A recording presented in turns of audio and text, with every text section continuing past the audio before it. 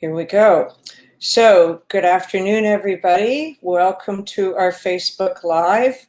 I'm Laura Hunter from Drop the Leash Dog Training. This is Celeste Gagnon, also from Drop the Leash Dog Training. And we've been missing for a few weeks, but because we've been very busy with classes, but we're back and raring to go.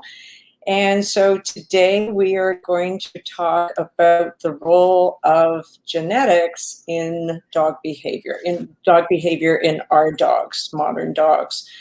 And so Celeste is going to hit me up with a number of questions that she's heard from our clients over the past while, and I will do my best to answer them.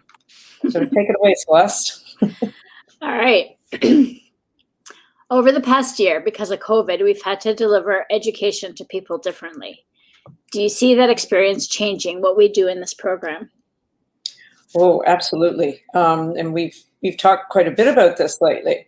Yeah. So obviously, because of COVID, we had to switch to online, and was not thrilled in the beginning, but found it gave me the opportunity to have a lot more conversations with our students. We weren't just dog training online. We were talking about dog behavior and dog psychology.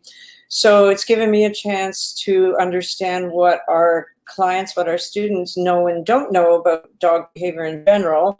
And I was able to share more knowledge with them. So, before COVID, people would come to class and we could teach them what to do, but we couldn't talk to them about why, because they had dogs bouncing on the end of the leash. And I think the why is important, so that why do your dogs love to do all those behaviors that you don't want them to do? I think that's really super important. Yeah. So why do you think that's important for people to know that? Isn't it enough for us to just be able to change their behavior? No, I think that if we know why the dogs are doing what they're doing, it's going to change the way we work with them. And I think it's also going to change the way we live with them, because it's very simple to get frustrated with your dog's behavior and to assign some maybe not correct motives to your dog when they're doing that. Several years ago, when I was going to Jean Donaldson's Academy, we had to study evolution for quite a long time. And I originally thought, what a waste of time that is. But by the end of that segment, I had a much better understanding of how powerful an influence evolution is on modern day dogs. And it certainly helped me understand them so much more. And then, of course, I took that big course with Michael Shikashio and on understanding why dogs, behave aggressively. And through him, I found Kim Brophy, who is my idol. And Kim Brophy is an applied ethologist and trainer. And she specifically helped me increase my understanding of herding dogs, because between you and I, we live with 5 of them, and totally changed the way I live with my dogs for the better. And I'm going to get to spend 2 years in her course, so I'm super excited about that. If it's going to change, and I think you got the fallout from that, because of course everything I heard from Kim, I passed on to you. So I definitely think it's changed our lives with our dogs for the better. So why can't we change our students' lives for the better as well? Yeah.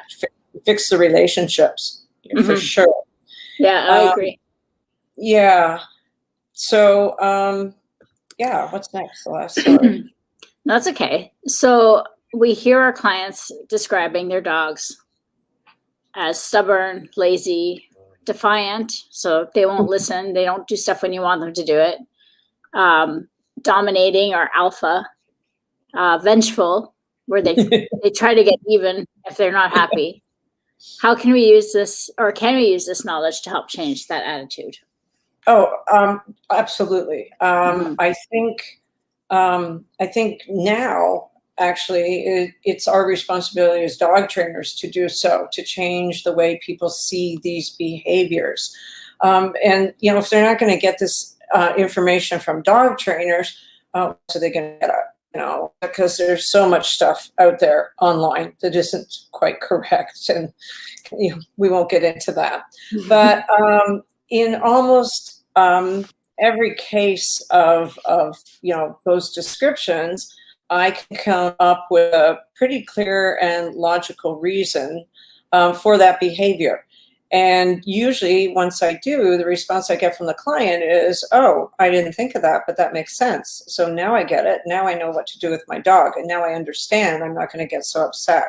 So, we can explain to our clients that these are not deliberate behaviors. Your dog isn't actually out to get your family or get revenge on your family. They're not deliberately blowing you off. They're just offering you a behavior. And if they're offering those kind of behaviors, well, any behavior, but especially the ones you don't like, there's usually a couple of common reasons. Number one, they're trying to tell you how they feel about something. Usually they're upset, and it's usually when they're upset that we notice the behaviors. We don't pay much attention when our dogs are not doing anything or they're doing good stuff because we're human. And behaviors communication. So they're just trying to say, I'm upset and please listen to me. Number two, there's an intrinsic need to do that behavior. And for the most part, those are behaviors that kept them alive for thousands and thousands of years when they were not domesticated. So those behaviors are still very entrenched. And number three, sorry, were you going to say? Well, I was just going to ask if you can offer an example of an intrinsic need. So people will. Actually, you know what I'm going to do, because I think at some point shortly we get to list all of those behaviors. I'm going to tell you why every one of them is okay, really quickly. And number three, and we'll talk about this not next week, but the 2 weeks from now, because this is the three-parter, we've inadvertently, or the environment, we are a part of the environment, we've inadvertently reinforced those behaviors. So that's why they're happening, even though we do not have any idea that we did it. So, and that we'll talk about that in a future one. Yeah, so lots of reasons for them. So people tend to put dogs into two groups, good dog and bad dog. Why do we do that? And is it that simple? Well, I think it is that. Well, no, it's not that simple. It's that simple for us to do it. Absolutely.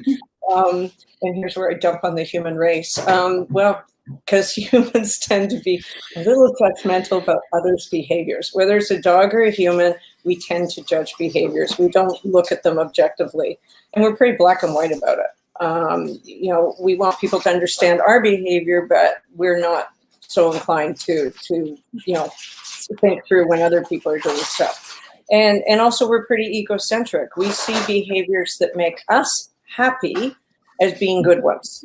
Behaviors that don't make us happy as being bad ones. We're pretty black and white about that. So I'm going to give you some examples here. I'm looking for my list. So what is a good dog? Usually a good dog is a dog that's always quiet, a dog that always does what we want them to, a dog that follows our commands, a dog that ignores everything in the world but us, a dog that sits everywhere when we ask them to, a dog that hangs out quietly in the house, walks quietly beside us, never pulls or gets excited, a dog that is always calm and quiet, and a dog that doesn't negatively impact our life. Usually it's named Lassie. There's a lot of Lassies out in the world. So a lot of people that talk about their previous dogs in that context, and we usually just say you're lucky you have a Lassie. Yeah. So let's look at my other list. What is a bad dog? A bad dog, from a human perspective, is a dog that barks, bites, jumps, chases, runs away, digs, chews, scavenges, tears stuff up, rolls in smelly stuff, and basically ignores us. So can I give you good reasons for all of those? Yes. So there's a survival component to every one of these behaviors. You bark to send other dogs away, to warn them that they're in your territory because you got to protect your territory. You bite because you are a predator and you have to kill prey and dissect it and eat it. Jumping is, I'll skip jumping for now because that's a longer explanation. Chasing, again, as a predator, you have to chase prey. And And let's go back to biting for a minute. Biting, puppies, in terms of puppies, every puppy that we've had in this program, I've had 120 this past year. I've had 500 conversations about biting. Mhm. Puppies are born biting because they have to learn to bite well, bite hard, so that they can go and catch those zebras and those deer and everything. Digging. Why do dogs dig? Because they have to bury, once they caught the prey and dissected it, they have to bury the leftover stuff for future meals, and they have to hide it from competitors. Scavenging. When there wasn't enough prey to hunt, they would scavenge. They would eat anything they could find on the ground. That's why our modern day dogs are always looking for stuff on the ground. Tearing stuff up, carcass dissection, rolling in smelly stuff, protecting, it's not protecting, but what's the word I'm looking for? Disguising. Disguising your scent from prey or predators. So all of those behaviors have a serious purpose for a dog. The problem is that nothing on our list shows up on the dog's list, and nothing on the dog's list shows up on our list, because dogs and humans have a totally different life experience, a totally different perspective of the world and what is deemed to be good or bad. And that's where all the issues start. So, what we do is we send our dogs to manners classes so that they can learn everything on our list. And, the first thing everybody does when they get a puppy is they teach it to sit, because sitting gives us the illusion that we have some sort of control over our dog. And then the dog, for the rest of its life, has to sit for everything they want, because that's about being polite and having manners. The problem is, I don't really think the concept of manners and being polite has meaning at all for a dog. And so that's where we're getting into that conflict, for sure. Yeah, Sid is definitely a favorite. Everybody likes to brag about that one with their puppies. Oh, yeah. So what's wrong with sitting and manners? We can't have dogs running around everywhere. Well, you can't. And there isn't anything wrong, of course, with having a dog that is calm and polite at home and out in public. And goodness knows, you and I spend a great deal of our week teaching students how to get that from their dog. So no, there's nothing wrong with that. It's a great thing. It makes us happy. And if it makes us happy and feel good about our dogs, we get our dogs out of the house and out more in the world. And that's a good thing as well. The only issue I have with all that is that we tend to forget about our dog's happiness. So what about their happiness? And what about their list? I'm sorry. No, I'm not dumping on the human race. But you are. Yeah, no, I'm not, because people just don't know any different, and we'll get to the whole pain point thing in a bit. But there's often too much emphasis on the dog having to fit in our world. And people do it with the best intentions. They want the dog to fit in our world, again, so that they can take their dog out in our world and, have it as a companion and not leave it at home in a crate. But there is a belief that they're the ones who have to adapt and change for us. And in teaching everything on the human list, we ignore or eliminate everything on the dog's list. And that's with the best intentions, but it's not quite fair to the dog. No. So for most people, the dog's behavior don't work in our world. So I can see why they'd think they're bad. If we can't eliminate those behaviors, what do we do with them? Well, I think first what we need to do is understand, again, that everything on that list they're all behaviors that kept them alive for thousands and thousands of years. And the thing is, those behaviors are still encoded in their DNA. And I think that's the missing component for a lot of people, because I'm pretty sure I thought like that too, until I was taught differently. Behavior, dogs don't just pass on physical attributes or appearance, to the next set of, to the next generation. They can pass on behaviors as well. One of the big ones, of course, it's a bit of an emotional response from behavior, but it's fear. Dogs can pass on fear, because what happens if, before they were domesticated, when dogs were living in the wild, if you lived in the wild and you walked up to something that you weren't familiar with, it could eat you. So the dogs that survived were the ones that were a little bit fearful of anything new. So they can pass on that tendency to their offspring to be fearful of novelty as well. We see lots of dogs in this modern world. We see lots of dogs in our program that are afraid of new things. Mm-hmm. And so it's a survival technique. But what we have to understand is that those behaviors are still encoded in their DNA. And they're also intrinsically motivating and of huge value to our dogs. So, we can't really think that we can wipe out 30,000 years of evolutionary learning for survival just by, getting a dog, keeping it in our house, putting a leash on and feeding him out of a bowl. That's not going to change all of those years and years of DNA encoding. They haven't spent that long with us by comparison. Yeah. The argument we hear, though, is that they don't need to do all those things because they're domesticated now, and we provide everything that they need. Well, this might change how people look at it just through some language, is that Kim Brophy does not refer to dogs as domesticated. She calls them captive animals. And if you think about your dog as a captive animal, that really puts it in different perspective. And as I said, 30,000 years of evolutionary learning as opposed to a couple of thousand with us. That's we provide them with everything we need, but we're not going to change their behavior that quickly. We're not going to change what's encoded in them. And certainly we can provide for their physical needs. But I don't know.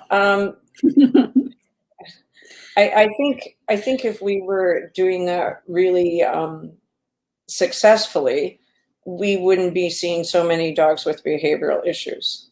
We wouldn't see that. Yeah. I think it comes down to the lack of knowledge and people's expectations of what a dog is and should be. Yeah, and for any animal, any organism who was living in nature, there were operating rules. There's operating rules out in nature, to help dogs, or not dogs, but animals in general, be more successful interacting with their environment. So the natural environment is pretty systematic. It's predictable over time, and there's pretty consistent guidelines.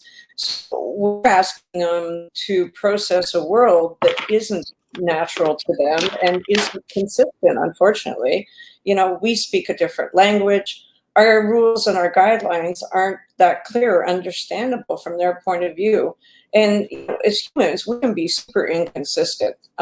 We can change our behaviors from one situation to the next. And because we can communicate with each other easily and verbally, we can just say, I'm going to do something good. You can look at me and say, Laura, why did you change the whole class today? And I'll say, well, because I wanted to do it differently. I wanted to do this and that. We change the rules all the time.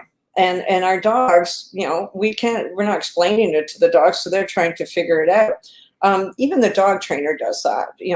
This morning, perfect example, Annie's in the living room, and Annie's my older dog, and she's going in for knee surgery. She's got one bad knee already. We don't want her to get up on the couch anymore, but we're really notoriously bad at putting the blockers on top of the couch. So, I walked by the couch today. Brett had forgotten to put the cone on the couch. We already had the cones out for the post-surgery. And there's Annie on the couch. And I thought, well, that's okay. You're really happy there. I'm going to give it to you today because I feel bad. I know it's your favorite place in life. So totally reinforced her for jumping up on the couch today, even though I'm trying to teach her not to. And so next time she jumps up on the couch, can I say anything? Oh, bad dog? No, totally, because I screwed up. So we are inconsistent. And, a lot of those behaviors that we are asking them to do have no meaning or value for them. Sit. We ask dogs to sit in a million places. If you left your dog totally on their own for a day or two, and you count how many times your dog just naturally sits. Around here, nobody sits. The only time I ever see Rosie sit is if she's worried about something. So for Rosie, sit isn't, it's not a default behavior. It's not a natural behavior. It has no value for her. Walking beside your dog on a loose leash, which is the big one we hear about all the time. Why can't my dog walk beside me on the loose leash? And we say to them, well, you just took them out the front door and now they're in Disneyland. And you want them not to explore Disneyland. Don't go on the rides. Just hang out beside me in the lineup all day. It's not going to happen. Kim Brophy has a really great quote, and she said, the dogs are basically fish out of water, that many of our signals have absolutely no point of reference for them because they come from the natural world. So they are always trying to figure out what we are trying to tell them and why we changed it from day to day. So, it's hard. It's really difficult for them, So the question, I guess, is where do we start to change this, and what can we do to change it? I guess what we can do is we can start, first of all, I think, which is really important, is develop empathy for the dogs. And empathy, for anybody who doesn't clear about what empathy is, and there's a lot of confusion about what empathy is in the world, developing empathy is trying to see the world from somebody else's perspective, understanding what makes our dogs tick, what drives their actions, what it's like to live in a world that they don't really understand and they're always struggling to make sense of. And that is radically different from the one they've been genetically designed for. So I came up with an analogy. I like analogies. We don't want to think about dogs anthropomorphically. We don't want to think about them as humans, but sometimes you can come up with human-dog analogies that help people to understand. So suppose Celeste, you're tired of living here and you're going to go off and have an adventure and live in another country. So you fly off to another country, one where you don't speak the language and one that has a completely different culture.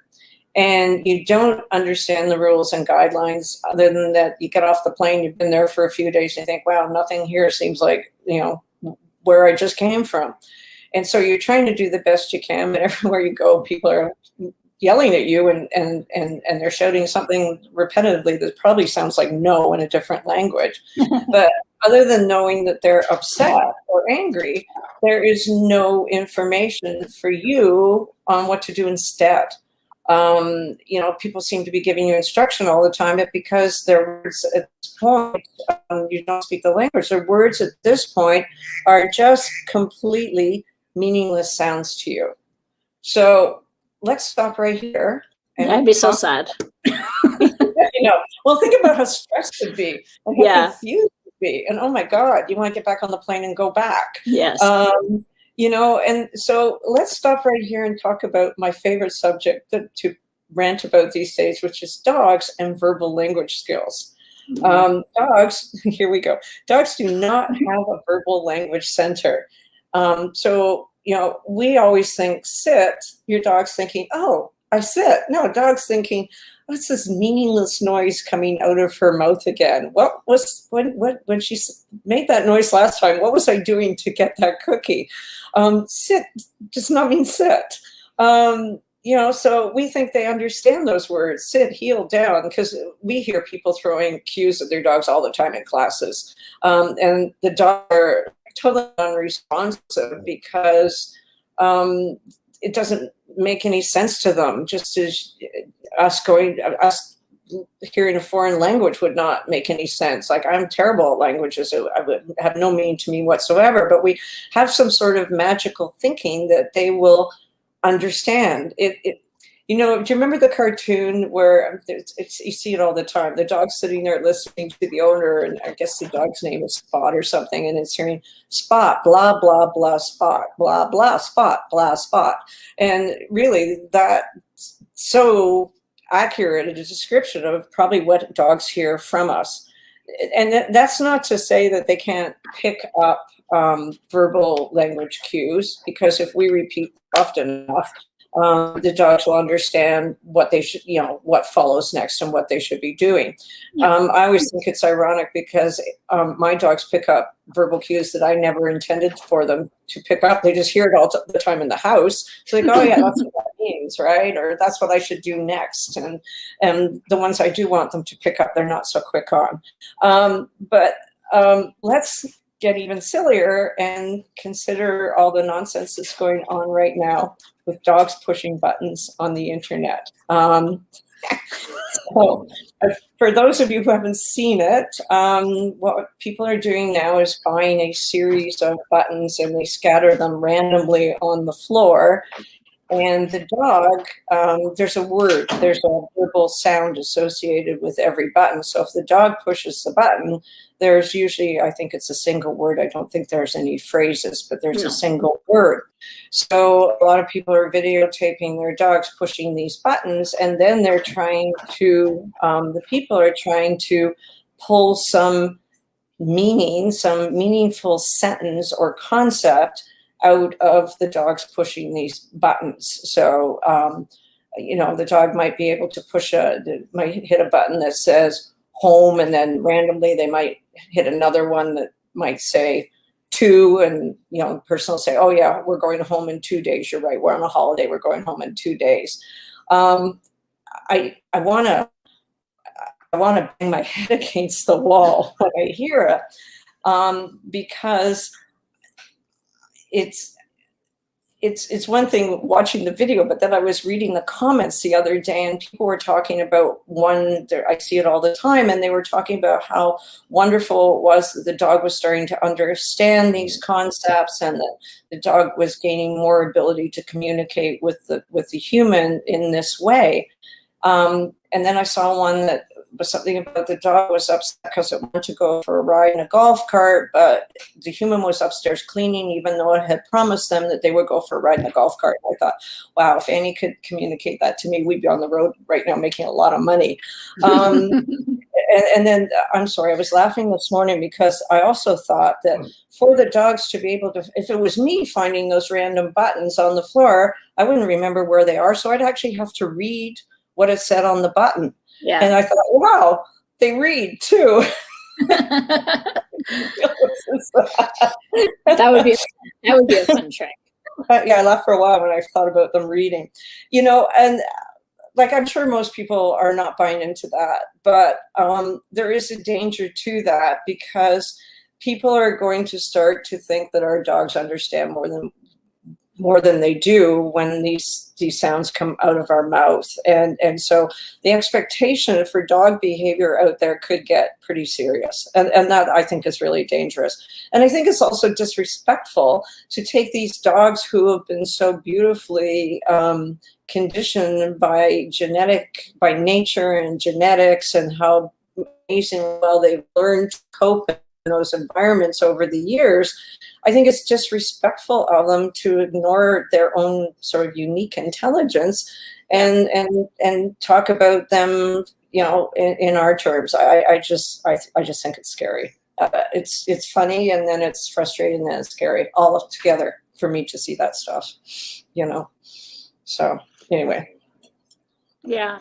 Yeah, that's interesting, because we do tend to make everything about us and accommodating our culture and our language. And I mean, this is a whole other species. This is not a little human with fur. No.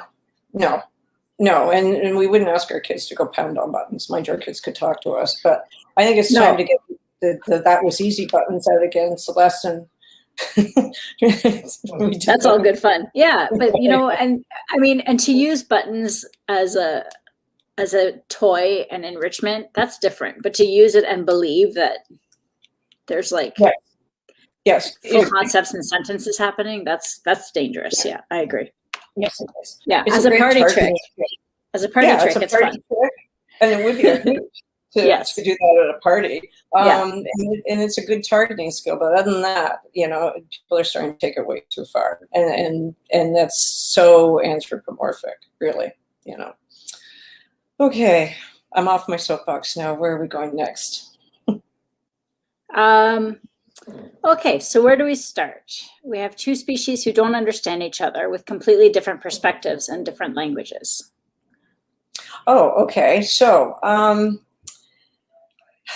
imagine, let's go back to your new country that you're living in, where you're totally frustrated and depressed and you have no idea what's right and what's wrong. Think how much easier it would be for you to have an interpreter with you. So somebody just shows up one day and says to you, oh my God, you're having a tough time, Celeste.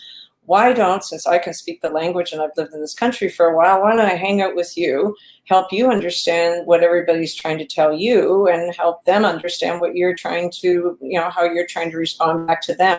In other words, being your interpreter, it would be so much easier to help everybody and both sides could understand what each was talking about and live together more harmoniously. So I think we do need to stop. I think pet professionals, I'm not talking about, pet owners.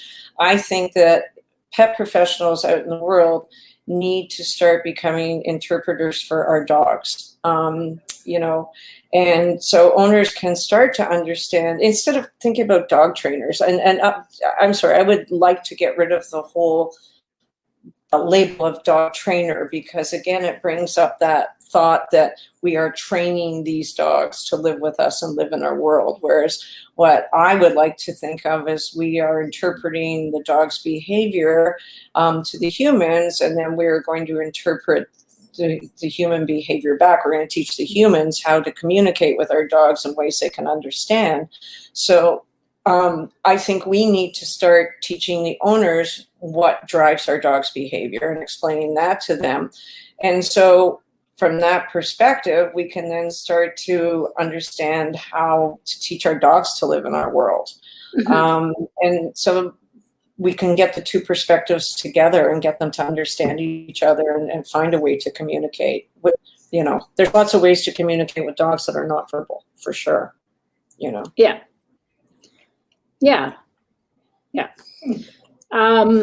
So how do we go about doing that with owners who don't want to take the time to learn all about this and they just want to fix the behavior or eliminate it?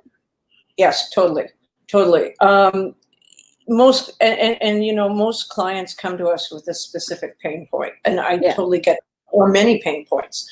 Make the dog stop jumping. Make the dog stop. Maybe make the puppy stop biting. Help me. How do I teach my dog not to drag me across the lawn on the leash? How do I get them to even listen to me when they're out in the world? I get it. There are a lot of pain points, and they want that to simply stop. And that's what we're kind of doing right now in our live classes. Like, we've gone back to live classes, and we're giving them stuff that we're through the games program that works right away, and everybody is really happy. If they get in week 1, by week 2 or 3, everybody's pretty happy about their, what they're doing with their dogs. So it's hard to take the time to think through really why it happened, because most owners are just so happy that they did. But sometimes simply stopping the behavior without looking at the whole situation doesn't work. If you're going to suppress a behavior, especially a behavior that is hardwired into your dog's brain, these are behaviors that your dog thinks are necessary and that have been passed down for so long that if you suppress them, they might pop up somewhere else in a different format. And often your dog will be upset and frustrated because you're taking away something they feel they need to do. And they don't know why you're taking it away. Take puppies. Puppies need to bite so they can kill prey.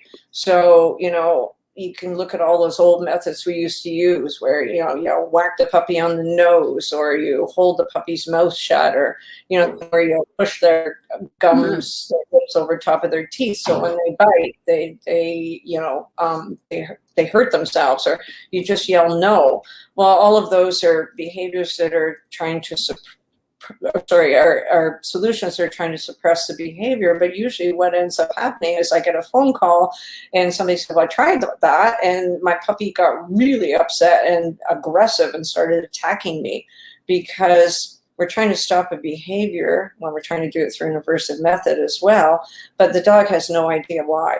They just know that even if you're just yelling no, they know that you're upset, and they know that they can't do something that they need to do. So it just leads to the frustration levels going up and often display of aggressive behaviors.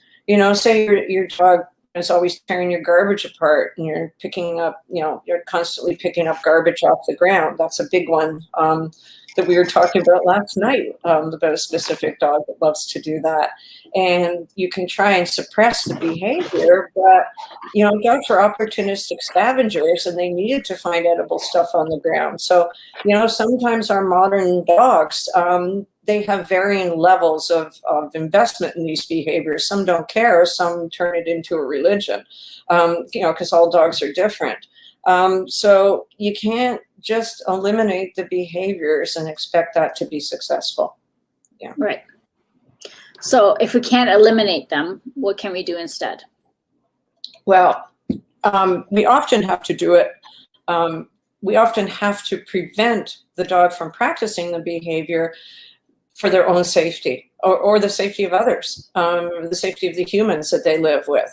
But then if we're going to eliminate that behavior, we have to offer them the opportunity to practice or indulge in that behavior in a more acceptable, safer manner. What we need to do is offer them the behavior in a safer, more acceptable context. So instead of biting you, your puppy can bite on a really tasty, long-lasting chew of some sort. Instead of tearing all your stuff up that means something to you, you put your stuff away and you give your dog cardboard boxes to rip apart. So you know who comes to mind when I was writing that one is Gimli, your dog, because he loves to tear boxes apart. Yes. Yeah. Yeah, and it's a super great activity for him, and you are consistently giving it to him in that context. So at this point, do you think he understands that it's totally permissible to tear up boxes, but don't tear up, the kids' toys? Yeah. Well, I think he'd pick a box over a toy any day at this point. Yeah. He's happy. Yeah. And some of that is our responsibility, in that if we don't want the dogs to tear other stuff up, we just keep it away from them. You know, I have 3 dogs that are insane about foraging for food. They are like the queens of opportunistic scavenging. So do I expect them to, if I leave the house, do I expect them not to take the roast beef off the counter? No. Do I expect them not to eat my pockets out? No. So it's my responsibility to remove all of that stuff from their environment. But at the same time, my dogs get to forage constantly for kibble all day long. So, it's always a give and take, but it can be a win-win situation. Mm-hmm. And it can really be a win-win situation if we can get ahead of it and get them invested in all of those behaviors that we want them to do before they discover the ones that we don't want them to do. So if your dog never has access to the garbage can, but they get to go and forage and work with food toys and that, they may never look at the garbage can. On the other hand, I don't trust anybody in this house, never. But some dogs, it is possible that some dogs will never go into the, actually, you know what, Maddie? Maddie would be pretty good.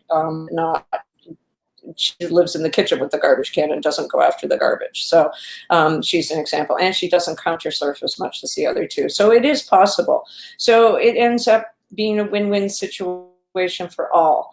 And what we are doing is we are offering our dogs, if we can get them to leave the behaviors we want by the wayside, we're offering them enrichment behaviors. What all these alternative behaviors in a positive context are called enrichment. And enrichment is about allowing your dog to indulge in species-specific behaviors that mentally and physically satisfy them.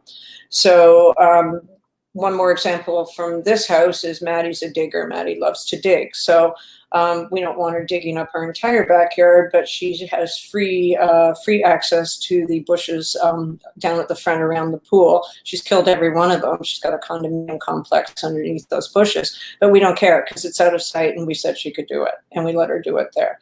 So it works for us. The rest of our backyard looks nice, and we didn't care about the bushes in the beginning. She's happy and we're happy. So it is a win-win situation for both of us. So often it's not about just changing a behavior or suppressing a behavior. It's looking at the whole situation. It's looking at what the dogs need to do. It's looking at what we need to do. It's looking at how we can change the environment and set it up so that everybody is successful, not just let's get rid of this. So, if we can explain that to people and we can start educating people about that, I think people will understand, because we'll have a happy owner and a happy dog. Win-win for everybody. I agree. Yeah. So, Celeste, have there been any questions come in on any of this? No. Okay, that's okay. No questions. Yeah. So that you, everybody out there, I have some resources to offer everybody. I will put them in the comments section once Scott gets this loaded up. And I don't want people to think I just thought of all this stuff and it just came out of my head. It's just my own personal opinion and I'm just spouting here. So I've got some resources we're going to give everybody from what I consider some really great canine interpreters out there in the world. So I've got Kim Brophy has a great book, Meet Your Dog. Everybody should read that. She's got a YouTube channel. And I think you, as well as I, have been listening to her series on Beyond the Operant. It's a bit geeky and nerdy, but it's got amazing stuff in it. I had to listen to it several times, actually. We got Michael Shikashio's podcast, and every one of his podcasts I have learned new stuff from about dogs and, how dogs think and how dogs naturally behave. And we also have Canine Enrichment for the Real World with Emily Strong and Allie Bender, which we try and get every puppy person to read, because all of those resources are about what dogs are really about. And you could spend months on all of that stuff. So I will add all of those into the comments so that people can just click on the links. And we suggest go listen to all of them, because that's where I learned all this stuff. And next week we will be talking about the influence of breeding on behavior. And I'm not talking about breeders here in the here and now and who's a good breeder and who's a bad breeder. We're not touching any of that, but we're talking about what people decided to do when we started to live with dogs. People decided to breed them for specific jobs and for specific skills. And that's a really interesting topic on the fact that our dogs still are bred for those, or still carry those skills and those needs, and how that influences our lives with our dogs these days. So just to get ahead of that a little bit, if anybody who's listening out there, I thought it would be really fun this morning for everybody to post and drop the leash on what breed they have and what makes them really happy about owning a breed that behaves in a specific way, and what they would really like to, what really makes them not happy about living with that specific breed and their specific behaviors. Like, I could totally start that off with, I love living with herding dogs because they are so, they're bred to be so responsive to humans and to always look for us to information, which makes them super trainable. On the other hand, with my Aussies, they have also been bred to be hypersensitive to any changes in the environment. In order to restore order in the environment, they immediately default to barking, which happens about 25 times a day in my house during the day and about 5 times at night. So definitely I love the trainability, but oh my God, I could so do it. If Aussies didn't bark, I'd own 12 of them. But that is, and you have herding dogs. What's your favorite, not favorite? Well, I would say my favorite's the same as yours. I love how well they work as a team with people or with their person. Makes them very trainable, but it also makes them feel like a teammate or a companion in that sense. But the hyper vigilance, I could do without. Yes. An off button. An off button would be good. Yes. Oh yeah, there's a good button. Because you have a window watcher behind you. I can see her ears. I do. And I know you're feeding her throughout this, right? Yes. So we don't go and tell you what's out on the other side of the window. Yeah, totally. So anyway, for any of you out there who would like to tell us about your breed throughout the week and give us some pros and cons of that breed, we'd love to hear from you. If not, we will hopefully see you here next Thursday for step 2 of our installment 2 of this. And if you have any questions about or comments about anything that we've talked about today, please feel free to put them in the comments. We always like to read the comments afterwards. It makes us feel listened to. So thanks, Celeste, for being with me today. Everybody have a good week, and we'll see you next Thursday. Take care.